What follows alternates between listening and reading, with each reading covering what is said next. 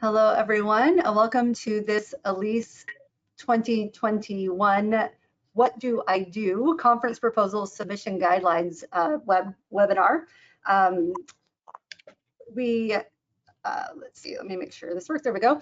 You've joined in listen-only mode, and you can post questions for the presenters by typing in the questions pane, and we'll have a Q&A period at the end of the presentation for those questions. We are recording this, and it will be available even to ALISE non-members. This video will be available. And for accessibility, we are providing captioning. We're using just the Google Slides automatic captioning. We'll hope this works out. It's kind of a trial, but we hope that the audio will be good and that the captioning will go well as well. So as you know, the ALISE 2021 conference theme is Crafting a Resilient Future, Leadership, Education, and Inspiration. And it will be in Milwaukee, the 21st through 23rd of September. If it is safe to do so, it will be held in Milwaukee. We've had a few questions of people asking if it is planning on being face-to-face, and we will, as long as it's safe to do so, we will have it in Milwaukee, and we will post any updates to the conference website, and of course send things out via email if there are any changes to that. On the theme of crafting a resilient future, we just want to be sure everyone realizes that we're intending to focus on recuperation and leadership in changing times and contexts, and that resilience is fundamentally the capacity to recover quickly from difficulties. And we know that this has been a time that we've had lots of difficulties in many different aspects of our lives, politically, socially, economically, job security, so many aspects. And so this conference theme is focused on recovering from that. We welcome any contrary viewpoints to that as well. We welcome that in applications for proposals for this conference as well. We would love to have meaningful dialogue about that. So Sue Allman is one of the ALISE conference co-chairs, and she's a member of the faculty at San Jose State. And I am the other co-chair of this ALISE 2021 conference, and I'm on the faculty at the University of South Carolina. So we're going to go through, and each of the co-chairs for the different areas of the ALISE conference will give a brief overview of what they're looking for as they receive submissions in EasyChair. And so we'll start with the ALISE 2021 Academy co-chairs, who are Africa Hands, who is an assistant professor of library science at East Carolina University, and Dr. Renee Franklin Hill, who is co-chair of the ALISE 2021 Academy. She's also a principal lecturer, diversity and inclusion officer, and equity administrator at the University of Maryland. So I'll turn the time over to Africa and Renee. Thanks, Kim. Hello and welcome to everybody. So glad that you could join us today. I just want to give a few brief comments about the ALISE Academy. I'll start off, and then Africa will take over with talking about submissions. So in thinking about preparing to submit a proposal to present at the ALISE Academy, please keep in mind the theme of the conference, which is crafting a resilient future. We can't say that enough, a resilient future. And the focus is on leadership, education, and inspiration. With respect to the ALISE Academy, this is a half-day event, half-day interactive event with emphasis on the interactive piece. And so what we're trying to do is to encourage people to submit proposals for a half day that really focuses on pedagogical practices, issues with LIS curriculum, how we reach our students, how we reach out in general in our LIS field. And so the types of things that we will be looking for are listed on this slide. And of course, they're not limited to what is on this slide. In considering how people have presented ALISE Academy in past years, remember that or note that there are different ways of doing this. It could be some sort of a lecture type of a situation. It could be small group activities. In fact, I kind of encourage small group activities, again, that emphasis on interactive, and large group activities as well. So be creative, consider the conference theme, and think about the best ways of getting everyone in the room engaged to discuss more and ultimately to go out and make changes. We don't want to just have conversations that don't leave the room. We want to make sure those conversations turn into action. And so, as you already know, we're going to have questions and answers at the end, but I'll stop here and let Africa talk about how to make a submission. Great, thank you. And can you advance the slide, please? Oh, go back one, thanks. So as Renee mentioned, we are looking for proposals that are interactive. I believe it's a half day, about 3 or 4 hours. So we want it to be very engaging as we discuss the topic and recuperation and leadership as it relates to pedagogy and the curriculum in LIS. The proposal should be 800 to 1,000 words in length, and that does not include the references, so just the narrative piece. And in your proposal, you will list the objectives for the workshop, the format of the workshop, whether you're going to have small groups or some brainstorming sessions or time to come together and debrief. Just take us through what you are proposing for your time in the Academy. Also include the outcomes for participants and tell us more about how you are connecting your proposal to the conference theme. The submissions, like most of the submissions for the conference, will be through the Easy Chair format. And there is a link on the conference website to Easy Chair to the submission system. And make sure you select the ALISE Academy track for your proposal. We look forward to receiving your proposal and seeing how you're going to actively engage us in this topic. And the proposals are due next month. Thank you.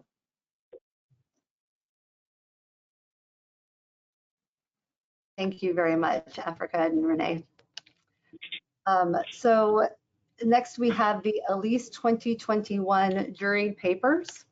And we have Dr. Ina Fourier, who is co-chair of the juried panel session. She's a full professor and head of the Department of Information Science at the University of Pretoria, South Africa, where I think it's about 7 o'clock Wednesday evening. Is that right? And we also have Karen Snow, who is an associate professor in the PhD program director in the School of Information Studies at Dominican. And so I'll turn the time over to you two. Thank you, Kim. And as you mentioned, my co-chair is Dr. Karen Snow. Unfortunately, she cannot join us tonight. And I'm very tempted to say good day, but actually it's good evening here in my side of the world. The conference theme has been stressed also by Renee, and it's very important to bear that in mind. In addition, for the panels, we are looking for submissions that explore how library and information science educators and professionals are addressing the following questions. What efforts are LIS programs making to evolve so positioned to tackle these challenges and ensure sustainability? How is the LIS curriculum changing, and how is it preparing resilient information professionals with the leadership and practical skills needed to the future? What will the future of LIS education look like, and what initiatives, research and innovations are needed to achieve resilience for a sustainable future? You would have noted the word resilience coming up time and again, and we are really looking forward to innovative suggestions and proposals. And we can move to the next slide, please, Kim.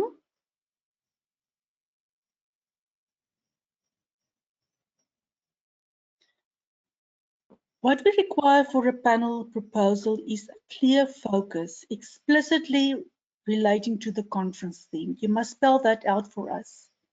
And it should be designed to foster interaction between panelists and audience members. And again, it should not just allow the panel members to one after the other present their points of view and leaving no time for people to engage.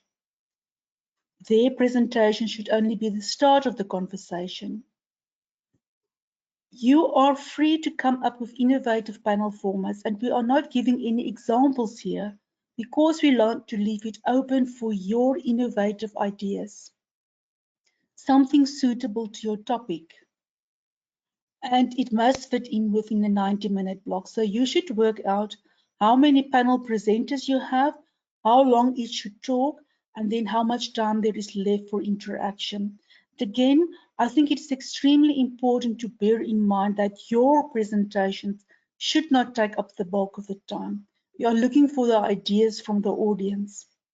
The length is 800 to 1,000 words in length. And again, what is very important here is to bear in mind excluding references. Your references are very important to show where you come from, and it's not part of the 800 to 1,000 words that we are requiring. And we can move to the next slide.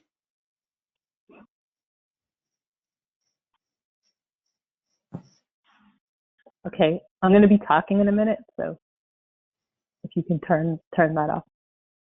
Okay, thank you so much, Dr. Fourier.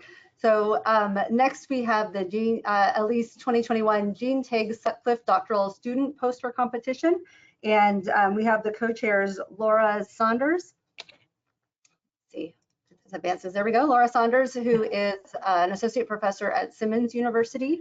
And we have Dr. Michelle Villagran, who is at San Jose State University School of Information. Thank you. Thank you. So this is Laura Saunders, and I'm going to be presenting this slide for myself and Michelle. Unfortunately, Michelle couldn't be here today. So I just wanted to quickly mention that, first of all,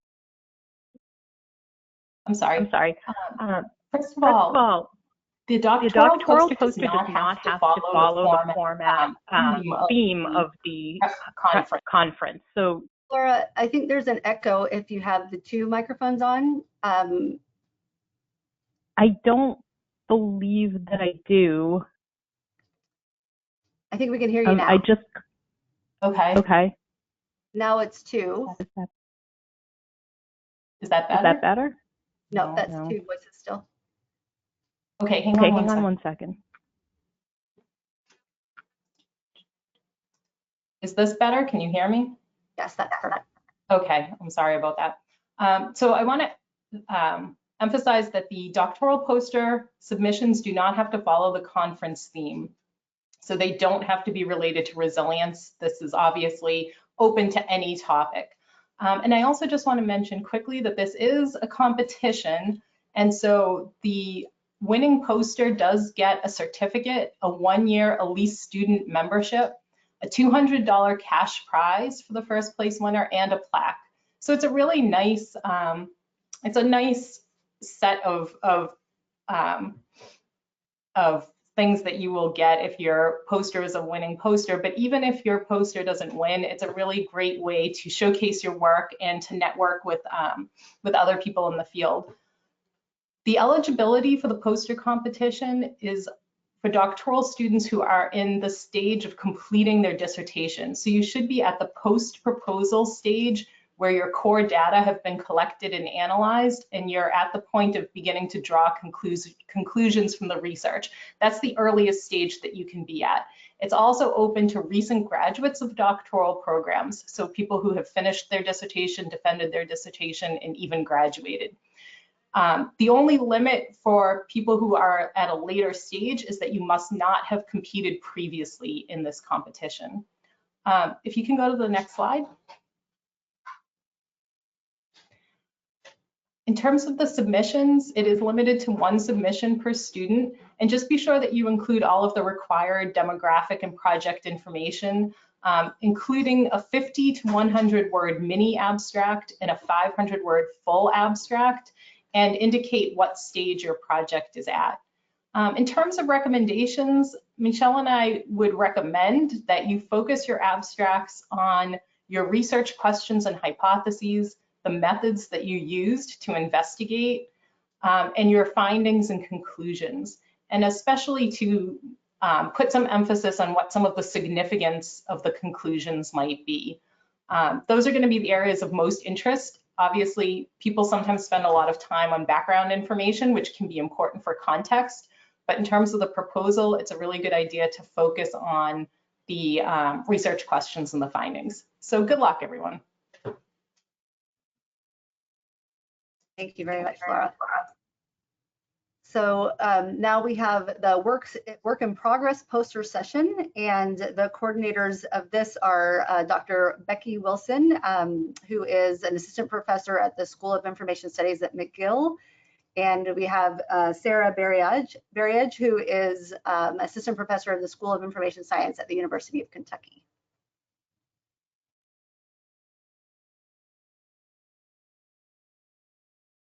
Great, thanks so much. I feel like we're really lucky because we get to deal with the work in progress posters. And this is a really nice way to present at a conference, but to be able to more talk about the process, to talk about sort of the issues that you're having, and to basically be able to participate in something that you're still really working on. So of course, it is a work in progress showcase. And we're really looking for things that talk about the process of your research project or your research agenda.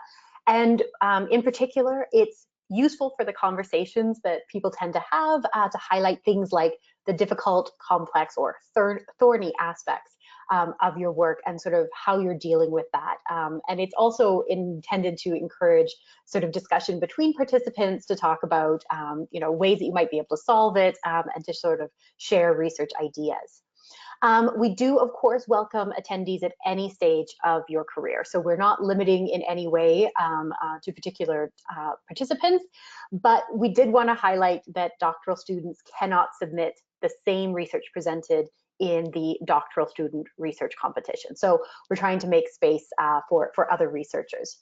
And we also wanted to state that it is not limited in terms of how the research is undertaken. So whatever research approach, whether you're quantitative, qualitative, mixed, whatever sort of research that you're carrying out, we are open to that. It is not limited to particular types of research.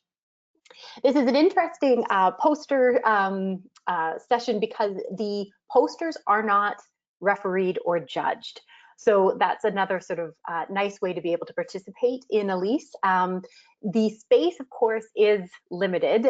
We can't necessarily guarantee that everyone will be accepted.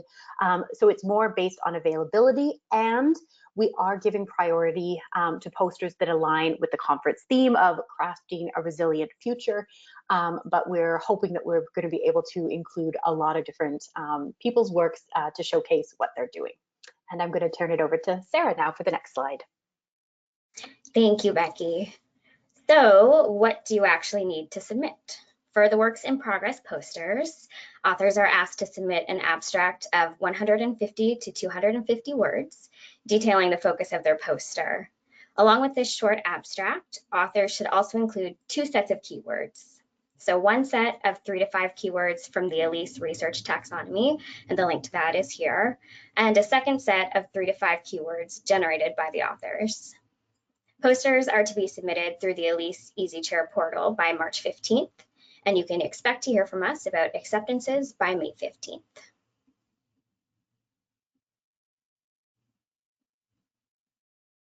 Terrific, thank you both so much.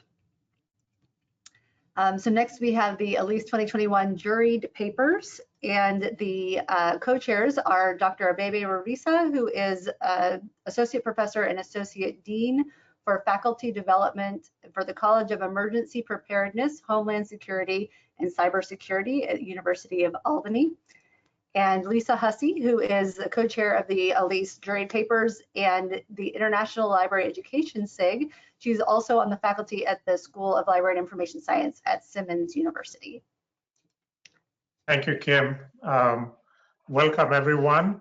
As Kim said, Lisa could not be here. She has another engagement.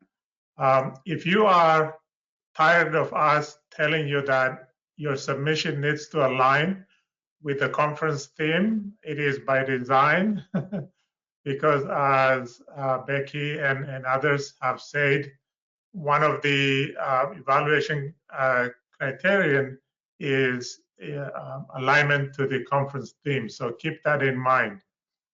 And one thing that the COVID pandemic taught us is that we need to be flexible, not just in terms of what we do, but also even with the population we serve, basically our students. And we need to find new and innovative ways to do our job.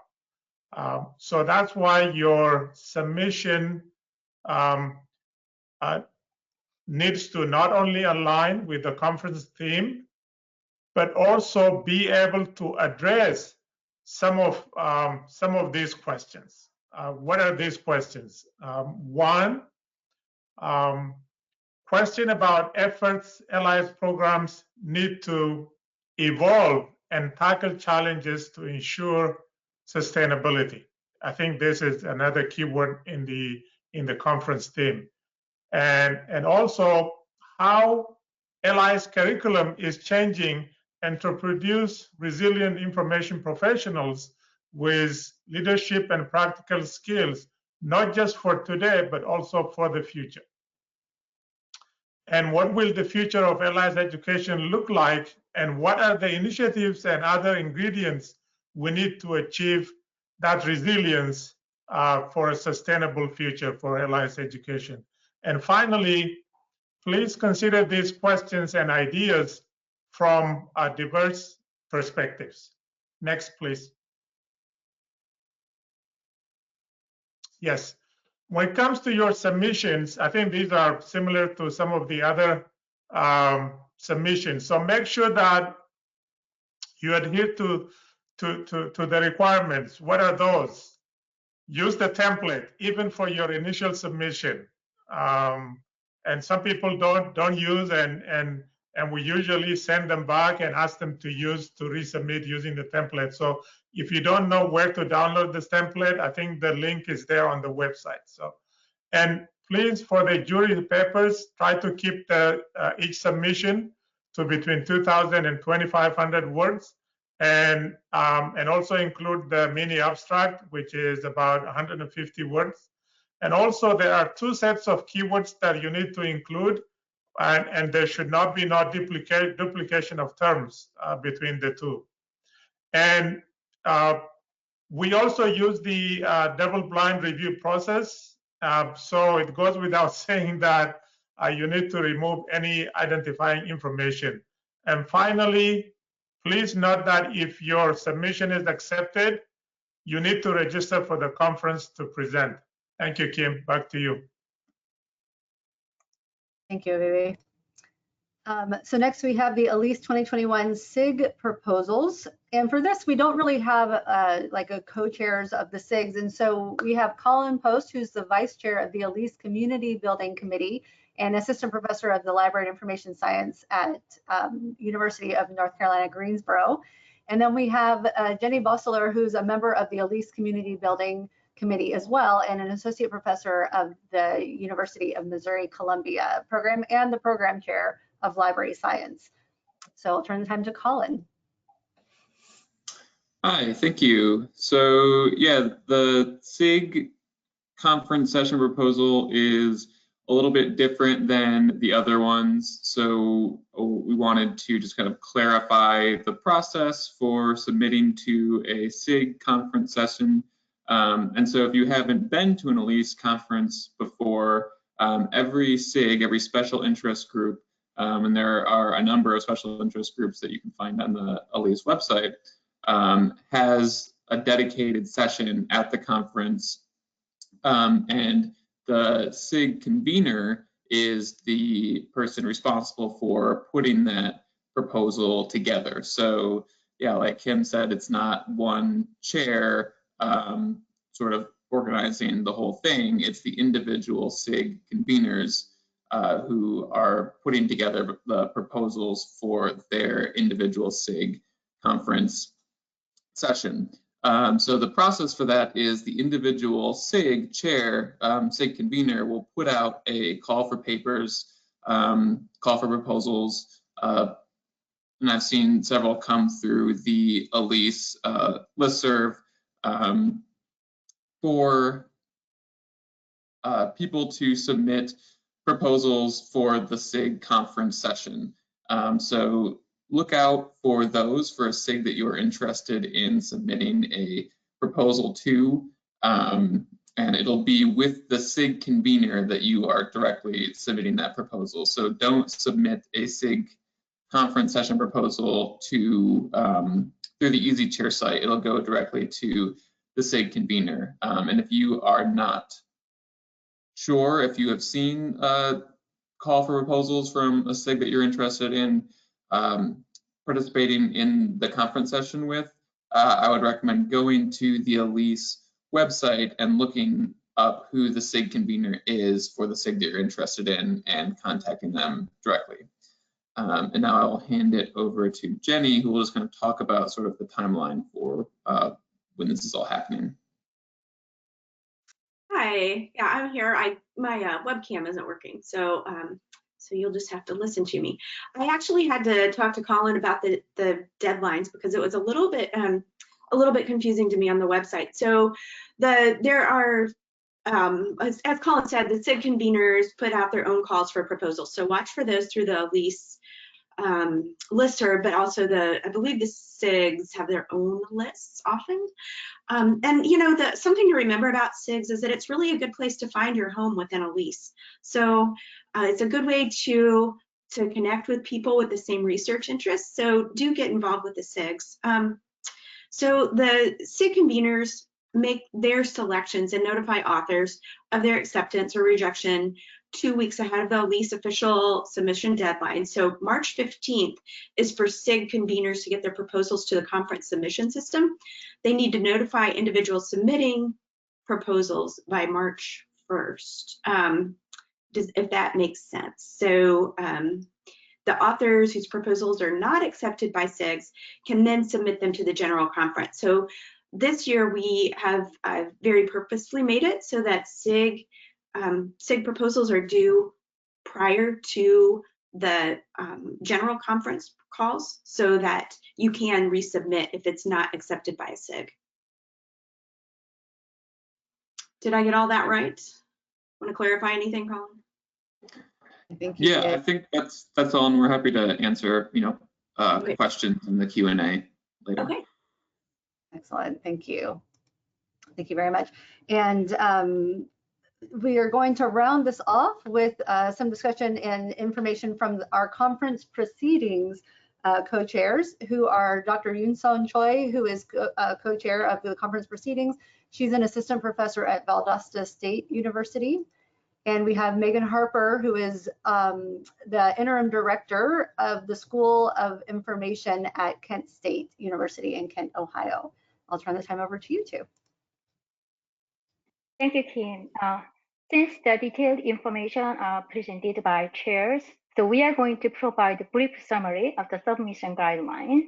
Especially, I want to focus on changes, especially for the word length, and then some formatting. For example, for this year, we set a minimum word count as well as maximum word count for submission. For example, for the paper submission, we set a minimum word of 2,000, and the word limit has been extended up to 2,500 words, excluding references. And for the SIG session, the word limit has been extended up to 500 words. And I want to clarify for the both poster, such as doctoral poster and the work in progress poster, we set a minimum and maximum word in the range of 150 and to 250 words. So for the doctoral poster, it also limited up to 250, not 500 words. I want to make a clarification. And for the paper submission, please follow the APF format. Caption should go above figures and tables. And for other abstracts, please do not include references. And the next slide will be presented by Megan. Could you go to the next slide?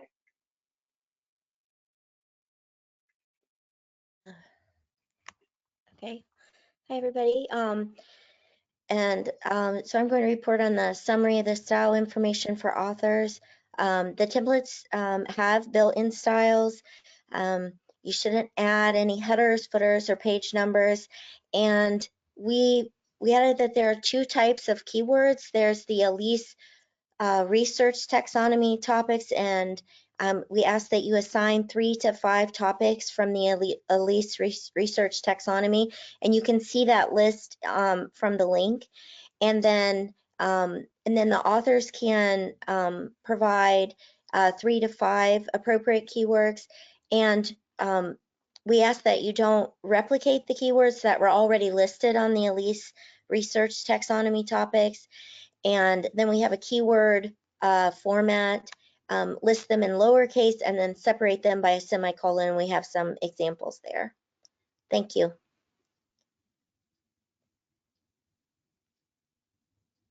Thank you very much, Yunsun and Megan. So the proceedings is a huge job, and so the more tightly we can focus on using these templates and following their directions, the better it will be for the experience for them, and the quicker we can get the proceedings out as well.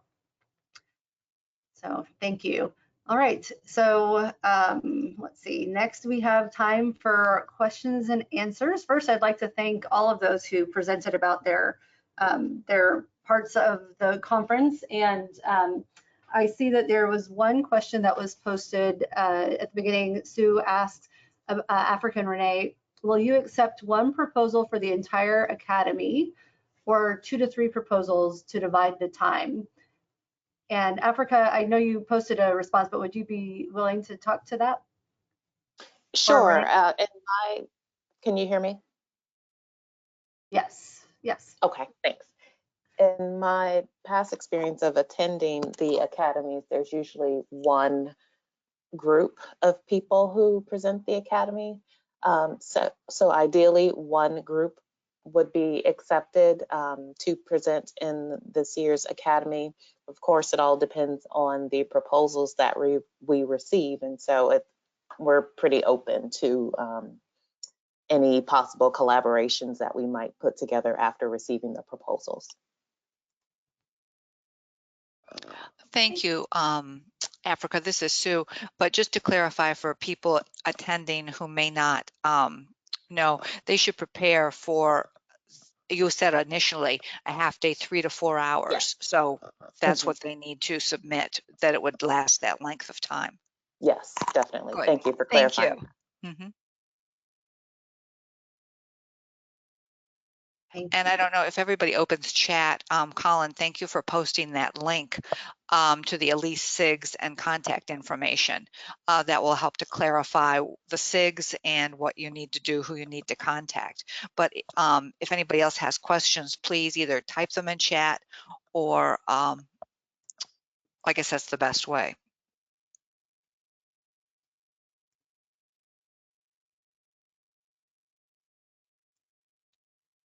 I see a question from Rapchak. I can't see, let's see, I might need to pull something down. Are the author keywords optional or required? And I'm guessing that's for any and all of the co-chairs. The author keywords are required. So author are supposed to provide 2 types of keywords, and both are required.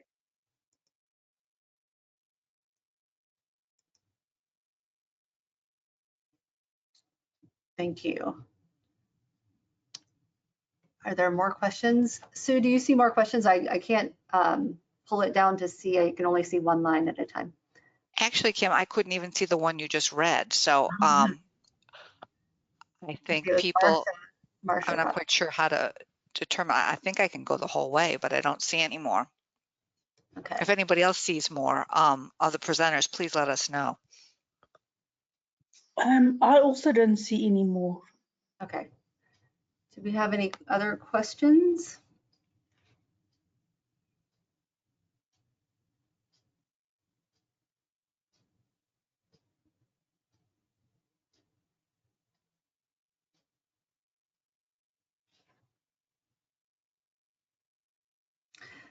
Just on the keywords, it just makes me think, so they're submitting keywords from the list and then their own keywords, but they shouldn't duplicate from one to the other.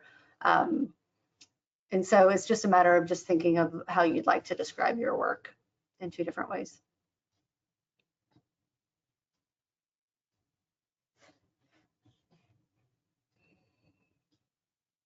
All right, well, if we, oh, I see Beth St. Jane has a question. If there are multiple authors on a paper, but only one author can attend, is that okay?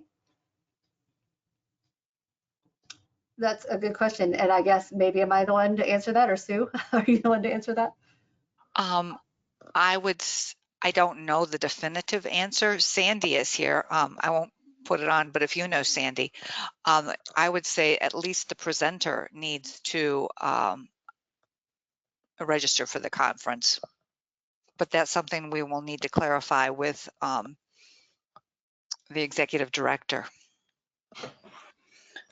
If I can just come in here as well, I think for the panel discussions, it is important that all the panelists are part of the conference and registering. But this is just my opinion. Right, that's a very good point, that if you're on the panel, you need to be sure you're there. Anyone who will be actively presenting. But I do understand that sometimes, Beth, you might have a co-author that you're working on a project with, and you're putting this in together, but only you will be attending the conference, but the other one is still an author of the content. And so in the past, what I've seen is that whoever's presenting registers, and if there are other authors on the project who are co-authors but not presenting, then that's understood that they are not there. But for a panel, anything where you are the one presenting, for a poster, if you have a poster there, you need to be there to represent your poster. And Sandy Hirsch can correct me on that, but that's how I understand it. Thanks, Beth. Jenny writes in the, okay, Sandy says she can't unmute herself. So Jenny says, during COVID though, might we bend this? Like if people can't go because of their health, I wonder if we might be a little more hybridish this year. And that's a good question. And that's a board decision. And so we can definitely follow up on that. However, Kim, I think that they did say it's going to be either one or the other, and it's not going to be possible to be both in person and virtual.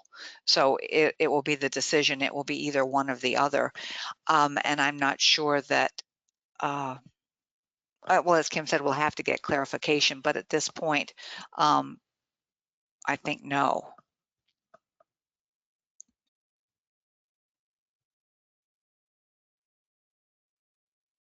Was that your understanding too, Kim, or not? Yes, yeah, that is my understanding as well, which is similar. I just know from past ALISE experiences pre-COVID, the same kind of thing was in effect, where if you had somebody who wanted to present but couldn't make it to the conference for maybe their college didn't give them funding to travel or whatever reason, people have asked in the past if they could have that person beamed in, and the answer was no. And so I'm assuming it will be the same, but we can follow up on that.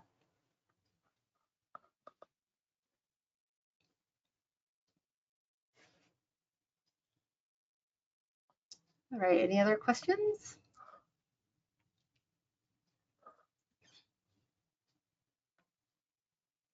Last call for questions, but while we're waiting to see if anybody has anything else, I'd just like to thank our presenters one time again for all the work that you've put in advance of this and then clarifying it, and for all the work you have in selecting the entries and being there to put this together for a conference, whether we're live in Milwaukee or virtual. Thank you, Sue. I agree. And there are so many players in this, the ALISE board, the corporate office. Sandy has been doing so much. There are so many players who are doing so much, and we really appreciate all of the time and the effort and thought that you are all putting into these roles. So thank you so much.